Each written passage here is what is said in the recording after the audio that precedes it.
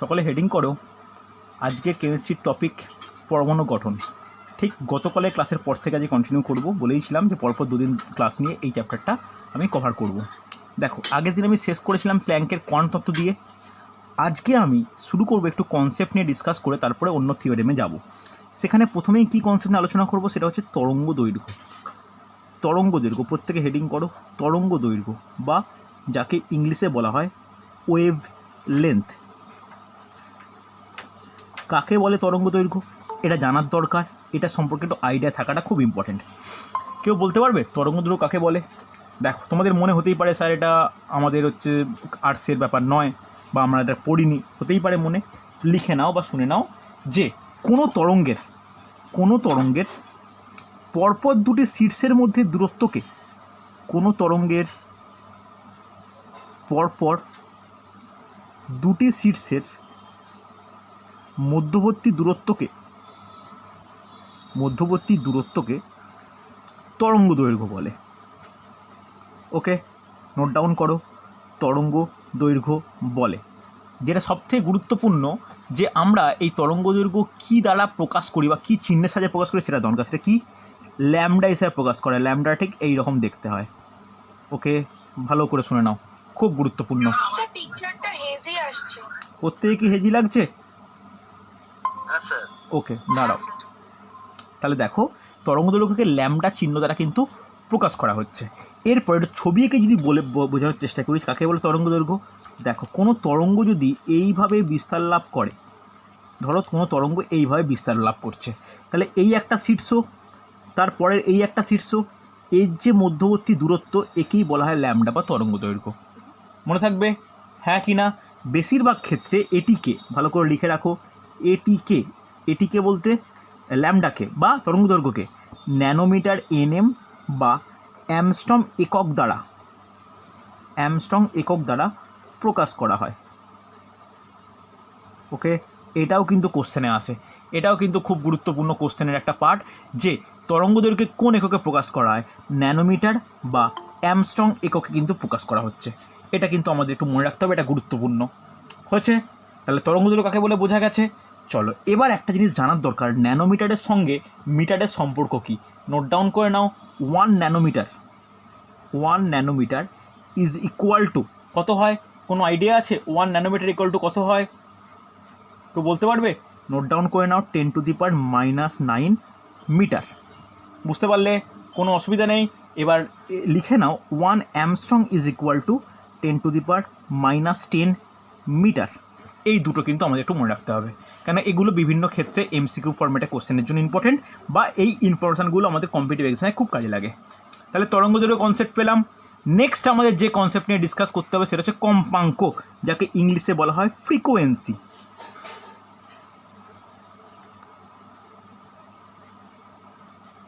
কম্পাঙ্ক, যাকে ইংলিশে বলা হয় ফ্রিকোয়েন্সি।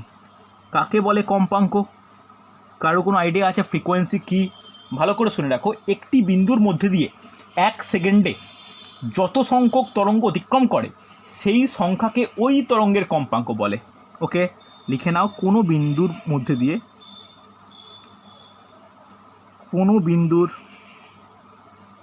দিয়ে 1 সেকেন্ডে ভালো করে নোট ডাউন করবে, যত সংখ্যক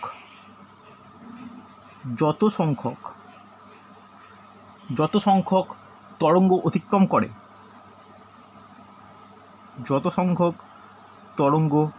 অতিক্রম করে তাকে ওই তরঙ্গের, তাকে বলতে ওই সংখ্যাটাকে ওই তরঙ্গের কম্পাঙ্ক বলে। হয়েছে? কোনো অসুবিধা থাকলে বলবে আমাকে। ওই তরঙ্গের কম্পাঙ্ক বলে। এই কম্পাঙ্ক বা কম্পাঙ্ক ফ্রিকোয়েন্সি কী দ্বারা প্রকাশ করা হয়? নিউ দ্বারা প্রকাশ করা। ঠিক এইভাবে লেখা হয়। ওকে, নিউ দ্বারা প্রকাশ করা হয়। মনে থাকবে, এটাকে বলে ল্যামডা, এটাকে বলে নিউ। এগুলো কিন্তু একটু মনে রাখার দরকার। এরপরে ভালো করে শুনে নাও, এর একক কী? নোট ডাউন করে, কোন এককে প্রকাশ করা হয়? হার্জ, জেড হার্জ, বা অনেক সময় সাইকেলস পার সেকেন্ড হিসাবেও প্রকাশ করা হয়। সাইকেলস পার সেকেন্ড এককে প্রকাশ করা হয়। ওকে, মনে থাকবে কম্পাঙ্ক হচ্ছে হার্জ, এই জেড বা সাইকেলস পার সেকেন্ড এককে প্রকাশ করা হয়। কোনো অসুবিধা থাকলে বলবে আমাকে, কোনো ডাউট নেই তো? এইগুলো কিন্তু এই কম্পাঙ্ক ইম্পর্ট্যান্ট। এবার যেটা আমাদের জানার দরকার, পারস্পরিক সম্পর্ক সবথেকে গুরুত্বপূর্ণ। পারস্পরিক সম্পর্ক কার কার মধ্যে? পারস্পরিক সম্পর্ক হচ্ছে তোমার কম্পাঙ্ক ও তরঙ্গ দৈর্ঘ্যের মধ্যে কী সম্পর্ক? কারো কোনো আইডিয়া আছে যে কম্পাঙ্ক ও তরঙ্গ দৈর্ঘ্যের মধ্যে কী সম্পর্ক বর্তমান? কেউ জানো? নোট ডাউন করো, খুব গুরুত্বপূর্ণ, যে nu is equal to C by lambda. Okay, এটা বক্স করে রাখো, এটা কিন্তু খুব গুরুত্বপূর্ণ। Nu is equal to C by lambda. নিউটা কি? কম্পাঙ্ক। সিটা কি? লিখে নাও আলোর বেগ। সিটা কি? আলোর বেগ। আর ল্যামডাটা কি? তরঙ্গ দৈর্ঘ্য। আলোর বেগের মান কেউ জানো? খুব গুরুত্বপূর্ণ, মানটা ইম্পর্টেন্ট, 3 × 10⁸ মিটার পার সেকেন্ড। এটা হচ্ছে আলোর বেগের মান। ওকে, কোনো ডাউট থাকলে বলবে আমাকে। তাহলে পারস্পরিক সম্পর্ক কি?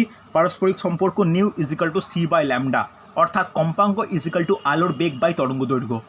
মনে থাকবে, এই সম্পর্ক দিয়ে কিন্তু প্রায়ই প্রশ্ন আসে, প্রচুর প্রশ্ন আসে। হয়েছে না হয়নি? আশা করি বোঝা গেছে প্রত্যেকের। হয়েছে তো? চলো তাহলে এই পারস্পরিক সম্পর্কের ভিত্তি করে আমরা যেটা পড়ব, নেক্সট টপিক হেডিং করো ডি ব্রগলি প্রকল্প।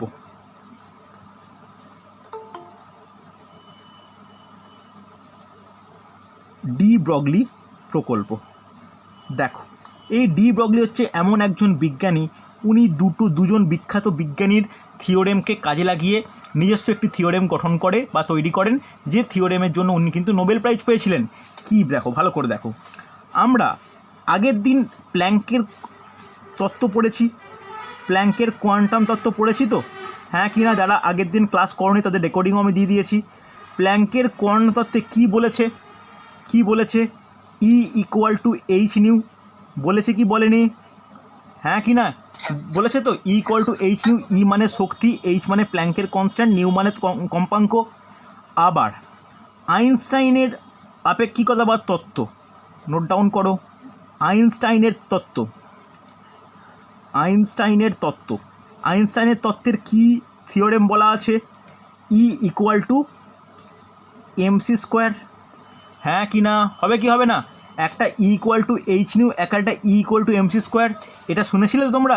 ই ইকুয়াল টু এমসি স্কোয়ার আশা করি তোমরা কম বেশি শুনেছো। আর গত দিন আমি হচ্ছে ই ইকুয়াল টু এইচ নিউ বললাম, তাহলে দুটোই শক্তির সঙ্গে সমান। তাহলে বলতে পারি H nu is equal to MC square.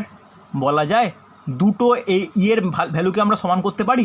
ব্যাস, ডি ব্রগলি শুধু দুজন বিজ্ঞানীর তত্ত্বকে এইভাবে সমান করেছেন। ওকে, এরপরে কি হয় দেখো, ভালো করে বুঝবে। জাস্ট আগে আমি কি পড়লাম? Nu is equal to C by lambda. তাহলে H into C by lambda is equal to MC square. হবে কি হবে না? কোনো ডাউট থাকলে আমাকে বলো। হবে তো? আমি নিউয়ের জায়গায় শুধু সি বাই ল্যামডা বসালাম, বসাতেই পারি। আমি একটু আগেই সম্পর্ক দেখিয়েছি, একটা সি কেটে গেল। ওকে, তাহলে কি পেলাম? H nu is equal h by lambda is equal to m into c. হ্যাঁ কি না? এমটা কি? এম মানে কি? এম মানে কোনো ইলেকট্রন বা কোনো বস্তুকণার ভর। সি মানে কি? বেগ। তাহলে ভর ইন্টু বেগ মানে কি হয়? খুব ইম্পর্টেন্ট, ভর ইন্টু বেগ হয় ভর বেগ, যাকে আমরা মোমেন্টাম পি হিসাবে প্রকাশ করা হয়। পি মানে কি? M into V. ওকে, তাহলে এম সি মানে কি? এম মানে ভর, সি মানে আলোর বেগ, মানে একজনের বেগ, বেগ ইন্টু ভর, ভর বেগ। তাহলে বলতে পারি h by nu is equal to p. P মানে ভর বেগ বলা যায়। তাহলে এখান থেকে বলা যায় যে ল্যামডা ইজ ইকাল টু কী হবে? H by P.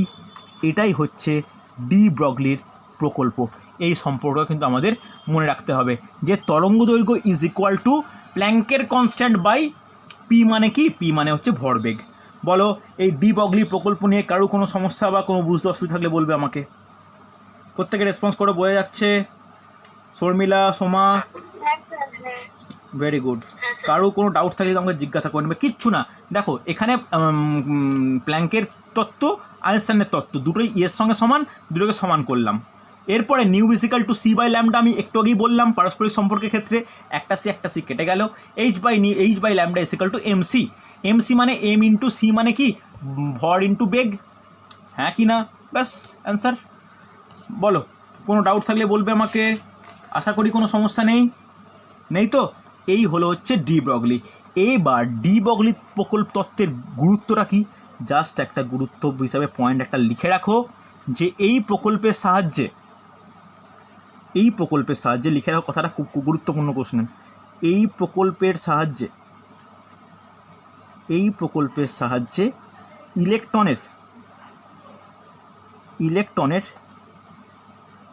দ্বৈত সত্তার প্রকাশ পাওয়া যায়।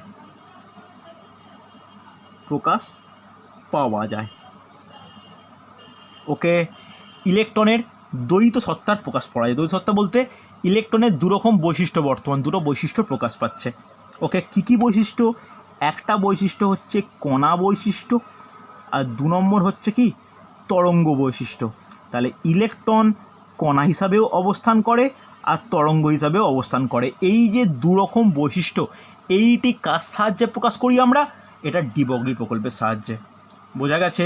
এই কোশ্চেন কিন্তু আসতে লক্ষ্য করা যায় যে ইলেকট্রনের দ্বৈত চরিত্র বা ডুয়েল নেচার কোন বিজ্ঞানীর প্রকল্পে দ্বারা প্রকাশ করা হয়। বলো, বোঝা গেছে না যায়নি? বলো, কোনো ডাউট থাকলে আমাকে জিজ্ঞাসা করবে, হ্যাঁ কি না? হয়েছে তো? বলো, প্রকল্প নিয়ে কোনো সমস্যা আছে কি না? চলো, ভেরি গুড। দেখো নেক্সট হেডিং করো কক্ষ বা অরবিট। আমরা প্রত্যেকেই কম বেশি জানি, ভালো করে দেখো। কক্ষ বলতে ইলেকট্রনের কক্ষপথ কীভাবে থাকে বা কী ব্যাপার। আমরা কি জানি যে নিউক্লিয়াস পজিটিভ হয়, নিউক্লিয়াসকে কেন্দ্র করে বিভিন্ন কক্ষপথে কে ঘুরে বেড়ায়? ইলেকট্রন ঘুরে বেড়ায়, হ্যাঁ কি না? বিভিন্ন কক্ষপথে ইলেকট্রন ঘুরে বেড়াচ্ছে কি বেড়াচ্ছে না? এরকম হয়। তাহলে এই যে ধরো প্রথমটাকে 1 বললাম, 2 বললাম, 3 বললাম, 4 বললাম, আগের দিনই বলতে পারি তো? বা ভালো করে শোনো, এটাকে কি বলা যায়? আগে কি জানা যেত? KL MN OP এই হিসাবেও প্রকাশ করা হয়, হ্যাঁ কি না? এবার এই যে 1 2 3 4 5 বা এটাকে KL MN O এইভাবে যে প্রকাশ করা হচ্ছে, এগুলো কি কক্ষপথের প্রত্যেকটা নাম, হ্যাঁ কি না? এবার ভালো করে একটা জিনিস শুনে নাও, ভালো করে বোঝো যে এই যে প্রত্যেকটা কক্ষপথ, এর তো একটা ইলেকট্রন ধারণ ক্ষমতা আছে। এটা কোন সূত্রের সাহায্যে প্রকাশ করতে পারি আমরা? লিখে নাও, 2n² ফর্মুলার সাহায্যে প্রকাশ করতে পারি। যেখানে n কি? n হলো কক্ষপথের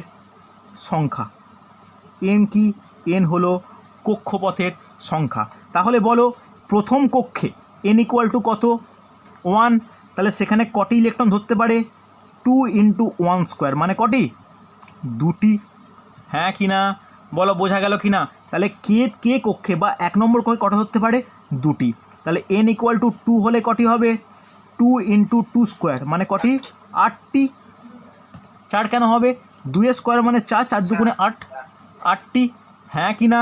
তাহলে একইভাবে করে নাও, n = 3 হলে কত হবে? 2 × 3², তাহলে 3 × 3 = 9, 2 × 18টি। ভালো করে দেখো, প্রত্যেকে বুঝতে পারছো কি না? কোনো ডাউট থাকলে আমাকে জিজ্ঞাসা করবে। যখন n = 4, চতুর্থ কক্ষ, অর্থাৎ সেখানে কটি হবে? 2 × 4², তাহলে কত? 4 × 16, 2 × 32টি। বাকিগুলো যে কোনো জিনিস তোমরা বের করে নিতে পারবে, হ্যাঁ কি না? এই সমস্তগুলো কক্ষপথের বিভিন্ন অবস্থানের ভিত্তিতে আমরা কিন্তু তাদের কতগুলি ইলেকট্রন তার ধারণ ক্ষমতা সেটা বের করে নিতে পারি, হ্যাঁ কি না? বোঝা যাচ্ছে? কোনো ডাউট বা কোনো সমস্যা থাকলে আমাকে বলবে। গেছে তো? কোনো অসুবিধা নেই। এবার আর একটা ইনফরমেশান আমি লিখে রাখি, এখনও পর্যন্ত আবিষ্কৃত কক্ষের সংখ্যা কটি? 7টি।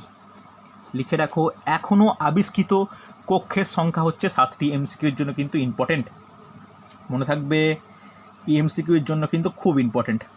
হয়েছে? বোঝা গেছে? চলো নেক্সট প্রত্যেকে হেডিং করবে। আচ্ছা, এতটা পর্যন্ত হয়েছিল প্রত্যেকের? কারো কোনো ডাউট নেই? সোমা, শর্মিলা, ইতু বলো।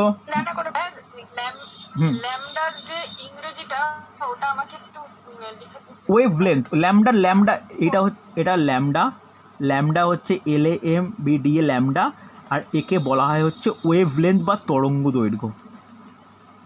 ওকে, ওয়েভ লেন্থ বা তরঙ্গ দৈর্ঘ্য বোঝা গেছে।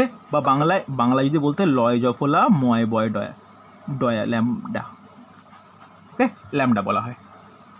ঠিক আছে, চলো নেক্সট প্রত্যেকে হেডিং করো, খুব ইম্পর্টেন্ট। কোয়ান্টাম সংখ্যা খুব ইম্পর্টেন্ট, প্রচুর পরীক্ষায় আসে।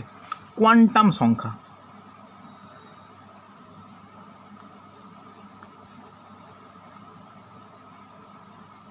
দেখো কোয়ান্টাম সংখ্যা রকম হয়? কোয়ান্টাম সংখ্যা 4 রকম হয়। 1 2 3 4 করে লিখবে। কোয়ান্টাম সংখ্যা 4 রকম হয়। কি কি দেখো, ফার্স্ট নাম লিখবো, আবিষ্কর্তা, তার কি কি ব্যাপার বোঝা লিখে নেব। ফার্স্ট নোট ডাউন করো মুখ্য কোয়ান্টাম সংখ্যা,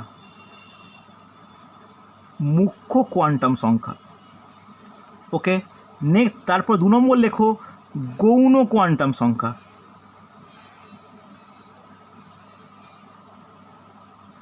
3 নম্বর লিখবে চৌম্বকীয় কোয়ান্টাম সংখ্যা।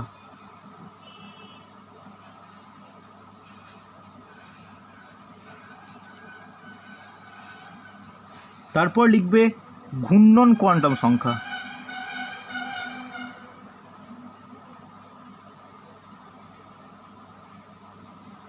ওকে, অসুবিধা নেই। এবার কী কী দ্বারা প্রকাশ করা হয়? মুখ্য কোয়ান্টাম সংখ্যা প্রকাশ করা হয় N দ্বারা প্রকাশ করা হয়, গৌণকে প্রকাশ করা হয় L দ্বারা, চুম্বককে প্রকাশ করা হয় M দ্বারা, ঘূর্ণনকে প্রকাশ করা হয় S দ্বারা। ঠিক আছে, অসুবিধা নেই, এগুলো কিন্তু ইম্পর্টেন্ট। এবার ড্যাশ দিয়ে আমি বিজ্ঞানীর নাম লিখে রাখছি যারা আবিষ্কার করেছে। মুখ্য কোয়ান্টাম সংখ্যা আবিষ্কার করেছে বিজ্ঞানী নিলস বোর। বিজ্ঞানী নিলস বোর, যে বোরের যে তত্ত্ব পড়েছি বা বোরের যে পরমাণু গঠন পড়েছি, সেই বোরই হচ্ছে মুখ্য কোয়ান্টাম সংখ্যা আবিষ্কার করেছে। গৌণকে আবিষ্কার করেছে? গৌণ আবিষ্কার করেছে বিজ্ঞানী সোমারফিল্ড।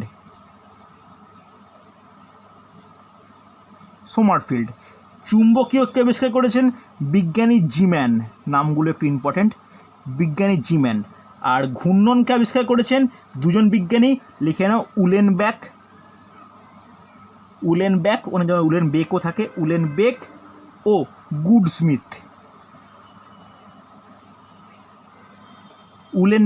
গুডস্মিথ।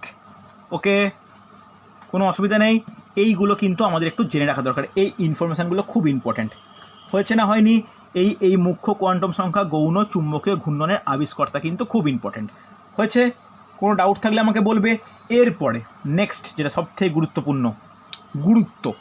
প্রত্যেকে নোট ডাউন করো গুরুত্ব। এই প্রত্যেকটা আলাদা আলাদা যে কোয়ান্টাম সংখ্যা, এর কি কি গুরুত্ব ভালো করে দেখো। প্রথমে হেডিং করো N দিয়ে। N আমি আর ফুল ফর্ম লেখাচ্ছি না। N মানে কি তোমরা নিজেরাই বুঝতে পারবে। N মানে মুখ্য কোয়ান্টাম সংখ্যা।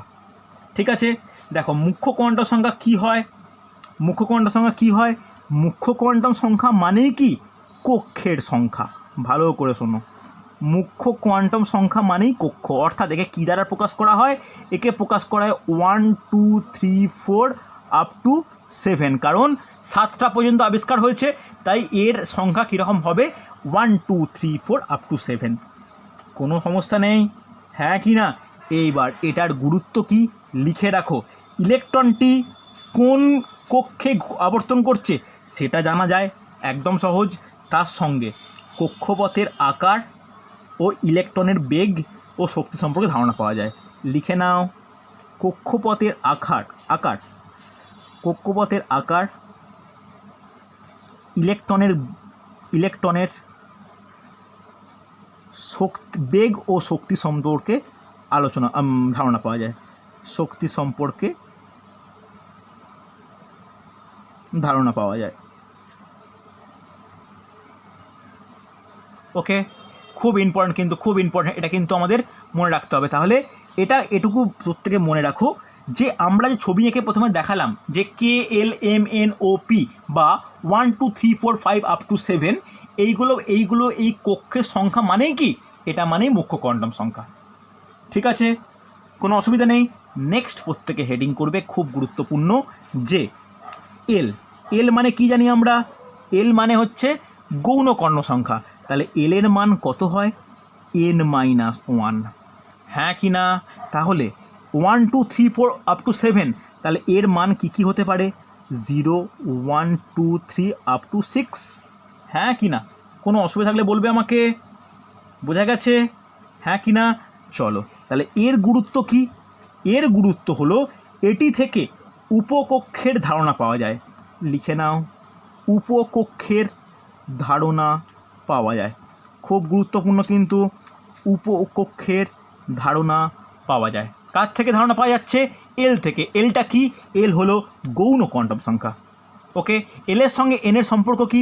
এলের সঙ্গে এনের সম্পর্ক হচ্ছে n-1। কোনো অসুবিধা নেই। চলো নেক্সট যেটা গুরুত্বপূর্ণ, এম। এম মানে কি?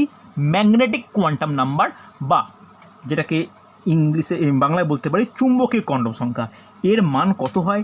এম এর মান হয় -L থেকে +L। ওকে, -n থেকে +L, মানে ধরো যদি এল এর মান 0 হয় তাহলে এম এর মান 0, -0 + 0 কোনো হয় না। কিন্তু যদি এল এর মান 1 হয় তাহলে এম এর মান কত হবে? -1 0 + 1। যদি এল এর মান 2 হয় তাহলে এম এর মান কত হবে?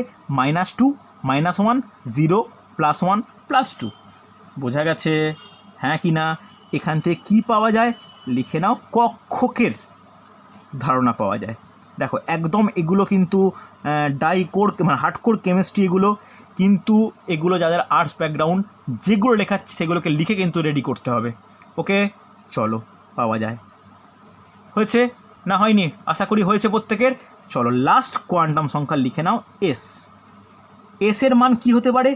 এর মান একদম ফিক্সড, একটা হয় +½ আর একটা হয় -½ ঠিক আছে? চলো এস মানে কি? ঘূর্ণন, অর্থাৎ ইলেকট্রন নিজের অক্ষে কিভাবে ঘুরছে সেগুলো জানা যায়। এছাড়াও কি জানা যায়? এটি থেকে কি জানা যায়? এটি থেকে অযুগ্ম ইলেকট্রনের সংখ্যা জানা যায়। অযুগ্ম ইলেকট্রনের সংখ্যা, অযুগ্ম ইলেকট্রনের সংখ্যা ও চৌম্বক ধর্ম সম্পর্কে জানা যায়। চৌম্বক ধর্ম সম্পর্কে জানা যায়। নোট ডাউন করেছো প্রত্যেকে? এটা কিন্তু ইম্পর্ট্যান্ট। তাহলে প্রত্যেকটা কোয়ান্টাম সংখ্যা এক একটা কাজ বা এক একটা গুরুত্বপূর্ণ ভূমিকা পালন করে, বা প্রত্যেকটা কোয়ান্টাম সংখ্যার একটা গুরুত্ব আছে। হ্যাঁ কি না? আমি দেখো সেগুলো নোট ডাউন করলাম। আশা করি তোমাদের কোনো সমস্যা হওয়ার কথা নয়। বোঝা গেছে না যায়নি? বুঝতে পেরেছো প্রত্যেকে? Yes or no? রিপ্লাই করো প্রত্যেকে। দেখো এগুলো যারা আর্টস ব্যাকগ্রাউন্ড তাদেরকে এটা রিকোয়েস্ট করব, যে ইনফরমেশানগুলো আমি দিলাম সেগুলোকে মুখস্থ করা। দেখো এটা আমি প্রথমেই স্বীকার করে নিচ্ছি, যারা আর্টস ব্যাকগ্রাউন্ড তাদের পক্ষে 100% আন্ডারস্ট্যান্ডিং বা 100% বুঝে নেওয়াটা এই সময় এসে 11-12 কেমিস্ট্রি ফিজিক্স সম্ভব হয় না। তো তাদেরকে আমি রিকোয়েস্ট করব যাতে তারা ভালো করে এমনভাবে মানে পড়ে নেয় যাতে তারা মুখস্থ হয়ে যায় এই টপিকগুলো। কেন কম্পিটিটিভে সায়েন্স আর্টস বলে কোনো ব্যাপার নেই, কিন্তু আমাদের এগুলো একটু মানে আলাদা করে বুঝতে হবে, মুখস্থ করে নিতে হবে। ঠিক আছে? চলো নেক্সট যেটা প্রত্যেকে হেডিং করো, গুরুত্বপূর্ণ, যে আইসোটোপ। আর কয়েকটা ছোটো ছোটো পার্ট বাকি আছে। নেক্সট প্রত্যেকে হেডিং করো, আইসোটোপ। আইসোটোপ কেউ বলতে? আইসোটোপের বাংলা মানে কি? আইসোটোপ, আইসোটোপের বাংলা মানে কি? লিখে নাও, সমস্থানিক। আইসোটোপ বাংলা মানে কি? সমস্থানিক। ওকে, আচ্ছা, আইসোটোপ করার আগে আমার দুটো জিনিস একটু তোমাদেরকে বলে নিই। সেটা হচ্ছে, ভালো করে শুনে নাও, একটু সাইডে বক্স করে লিখে রাখো। এইটুকু বক্স করলেই তার মধ্যে কমপ্লিট হয়ে যাবে। দেখো কি কি, একটা মিনিট দেখো ভালো করে দেখো, একটু এই ছোটো বক্সের মধ্যে আলাদা করে লিখে নাও। দেখো একটা কোনো মৌলের মধ্যে কি কি কণা বর্তমান, কি কি কণা বর্তমান আমি জানি, তোমরা আগে দিয়ে ডিসকাস করেছি, ইলেকট্রন, প্রোটন, নিউট্রন। হ্যাঁ কি না? হয়তো সব সময় মনে রাখবে, খুব ইম্পর্টেন্ট, ইলেকট্রনের সংখ্যা ইজ ইকুয়াল টু প্রোটনের সংখ্যা, হবেই হবে। কিন্তু এই দুটোর সঙ্গে নিউটনের সংখ্যা সমান হতেও পারে, আবার নাও হতে পারে। ভালো করে শোনো, সমান হতেও পারে আবার নাও হতে পারে। ঠিক আছে? ভালো করে নেক্সট একটা পয়েন্ট লিখে নাও, ভর সংখ্যা। ভর সংখ্যা যাকে ইংলিশে বলা হয় মাস নাম্বার। মাস নাম্বার মানে কি? মাস নাম্বার মানে প্রোটন সংখ্যা প্লাস নিউট্রন সংখ্যা। মনে থাকবে, ভর সংখ্যা মানে প্রোটন সংখ্যা প্লাস নিউটন সংখ্যা। আর একটা নোট ডাউন করো, পারমাণবিক ক্রমাঙ্ক। পারমাণবিক ক্রমাঙ্ক, পারমাণবিক ক্রমাঙ্ক মানে কি? মানে কোনো মৌলের প্রোটন সংখ্যাকেই বলা হয় পারমাণবিক ক্রমাঙ্ক। এই জিনিসটা তোমরা একটু লিখে নাও, তাহলে কিন্তু অনেকটা ডাউট ক্লিয়ার হয়ে যাবে। তাহলে কী কী কণা বর্তমান? 3টে কণা বর্তমান, ইলেকট্রন, প্রোটন, নিউট্রন। ইলেকট্রনের সংখ্যা আর প্রোটনের সংখ্যা সবসময় সমান হবে। এবার এই দুটো সংখ্যার সঙ্গে নিউট্রনের সংখ্যা সমান হতেও পারে, নাও পারে। ভর সংখ্যা মানে কি? ভর সংখ্যা মানে প্রোটন সংখ্যা প্লাস নিউট্রন সংখ্যা, আর পারমাণবিক ক্রমাঙ্ক মানে কি? প্রোটন সংখ্যা। আশা করি এইভাবে লিখে রাখলে তোমাদের মনে থাকবে, হ্যাঁ কি না? এবার চলো আইসোটোপে। কাকে বলে আইসোটোপ? লিখে নাও, একই মৌলের বিভিন্ন পরমাণুর যদি পারমাণবিক ক্রমাঙ্ক একই হয় কিন্তু ভর সংখ্যা আলাদা, লিখে নাও, যাদের পারমাণবিক ক্রমাঙ্ক, নোট ডাউন করে প্রত্যেকে, পারমাণবিক ক্রমাঙ্ক একই কিন্তু ভর সংখ্যা আলাদা, তাদেরকে কি বলি আমরা? তাদেরকে বলতে পারি আইসোটোপ। যেমন 1H1, 1H2, 1H3, হ্যাঁ কি না? এই যে কোনো মৌলের একটা জিনিস বলা হয়নি, আমার বলে দিচ্ছি। ধরো এটা মৌল এ, এখানে এক্স লিখলাম, এখানে ওয়াই লিখলাম। এই নিচের এইটা মানে কি? এইটা মানে হচ্ছে পারমাণবিক ক্রমাঙ্ক, মনে থাকবে। এই নিচেরটা লিখি সেটা কি? পারমাণবিক ক্রমাঙ্ক, যেটা কি মানে কি? প্রোটন সংখ্যা। আর ওপরে যেটা লিখি সেটা কি? সেটা হলো ভর সংখ্যা। ভর সংখ্যা বলতে কি? প্রোটন প্লাস নিউট্রন একসঙ্গে। তাহলে দেখো 1H1, 1H2, 1H3 প্রত্যেকটা ক্ষেত্রেই 1 1 1 ইকুয়াল, অর্থাৎ প্রোটন সংখ্যা ইকুয়াল, তাই এটা আইসোটোপ বলতে পারি। তো কোনো অসুবিধা নেই, এটা কিন্তু আইসোটোপ। বা আর কি এক্সাম্পল দিতে পারি? আর এটাও বলতে পারি যে 6C12, 6C14 কার্বনের দুটো আইসোটোপ, একটা 6, একটা 6, আর 12 আলাদা আলাদা, হ্যাঁ কি না? যেহেতু পারমাণবিক ক্রমাঙ্ক পরস্পরের সঙ্গে সমান, তাহলে এরা কি? পরস্পরের আইসোটোপস। বোঝা গেছে? কোনো ডাউট থাকলে বলবে আমাকে। যে কোনো দুটো পরমাণুর মধ্যে যদি প্রোটন সংখ্যার মিল থাকে তাহলে সেটা হচ্ছে পরস্পর আইসোটোপ। ওকে, 1H1, 1H2, 1H3, 1 1 1 প্রোটন সংখ্যা মিল আছে, আইসোটোপ। বোঝা গেছে? হ্যাঁ কি না? চলো পরের হেডিং করো, আইসোবার।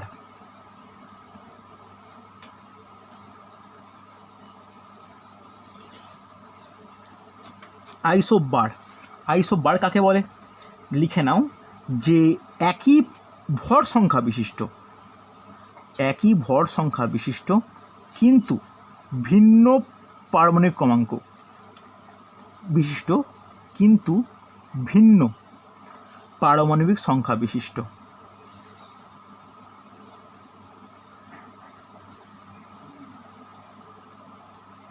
ওকে, অসুবিধা নেই।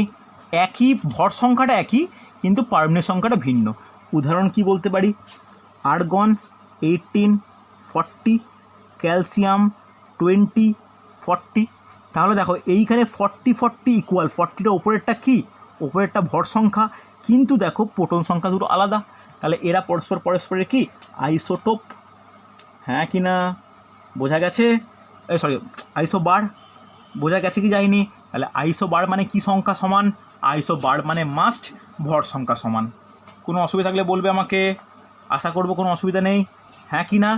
চলো নেক্সট নোট ডাউন করবে, আইসোটোন।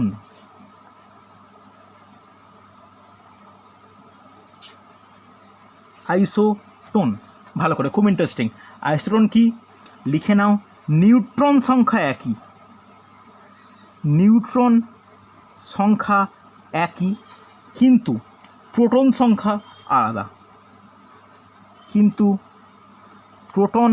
সংখ্যা আলাদা, খুব গুরুত্বপূর্ণ। তাদেরকে বলা হয় আইসোটোন। এক্সাম্পল কি বলতে পারি? লিখে নাও, রেডিয়াম 88, 226, আর লিখে নাও অ্যাকনয়েডস 89, 227, হ্যাঁ কি না? দেখো ভালো করে দেখো, যদি তোমাকে এরকম দুটো দেওয়া হয়, প্রোটন সংখ্যা কত এর প্রোটন সংখ্যা হচ্ছে 88, এর প্রোটন সংখ্যা কত? 89, হ্যাঁ কি না? এর মাস নাম্বার কত? এর মাস নাম্বার হচ্ছে বা ভর সংখ্যা কত? 226। আর এর মাস নাম্বার কত? এর মাস নাম্বার হচ্ছে 227। দেখো আমি কি বলেছিলাম, মাস নাম্বার ইজ ইকুয়াল টু কী হয়? Proton plus neutron. তাহলে প্রোটন যদি এইটা হয় তাহলে নিউট্রন কত হবে? 226 মাইনাস 88, মানে কত হচ্ছে? 8 3 1 138। এখানে নিউট্রন সংখ্যা কত হবে? 227 মাইনাস 89, 8 3 1। দেখো উভয় ক্ষেত্রেই নিউটন সংখ্যা পরস্পরের সঙ্গে কী হচ্ছে? সমান হয়ে যাচ্ছে। তাই এইটা আর এইটা পরস্পরের সঙ্গে কি? এরা পরস্পরের সঙ্গে আইসোটোন। বলো বুঝতে পারলে কি না? বোঝা গেছে প্রত্যেকের? আশা করি বুঝতে পেরেছো যে কিভাবে নিউটন সংখ্যা বের করতে হয়। Proton plus neutron is equal to mass number. যদি প্রোটন জানা থাকে তাহলে নিউটন বের করতেই পারি আমরা, হ্যাঁ কি না? গেছে বোঝা?